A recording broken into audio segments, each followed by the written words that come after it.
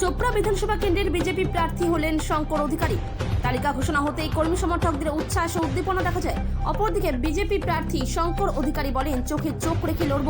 পাশাপাশি তিনি বলেন দল আমার উপরে আস্থা রেখেছে, তার বিশ্বাস অবশ্যই থাকবে। আজ নাম ঘোষণা হওয়ার পরে দলীয় কর্মী সমর্থকরা উচ্ছ্বাসে ফেটে ওঠে এবং স্থানীয় মন্দিরে পুজো দেন।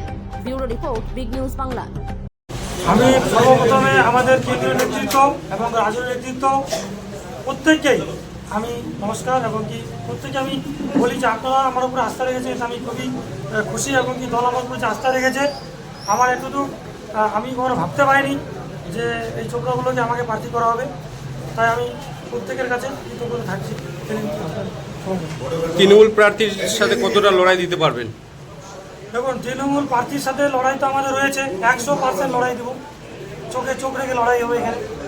তার জন্য প্রার্থী আমার উপর আস্থা রেখেছে এবং প্রার্থীর উপরে যে আস্থা রেখেছে সে আস্থার বিশ্বাস অবশ্যই থাকবে।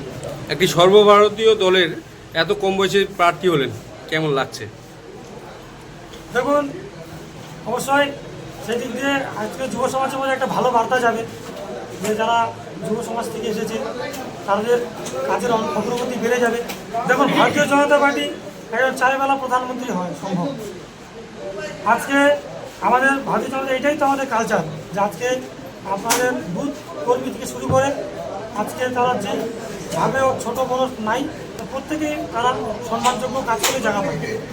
তৃণমূল বিষয়ে আপনি কি মন্তব্য? দেখুন, হামিদুর রহমানজি তো সবসময় বলেন 1.5 লক্ষ ভোটে জিতে যাব। উনি বলতে পারেন, মুখে তো বলতে আর পয়সা লাগে না, বলেছেন আর জিতে দেখাক 1.5 লক্ষ ভোটে। আমরাও তো রয়েছি, দেখবো কিরকম জিতে 1.5 লক্ষ ভোটে।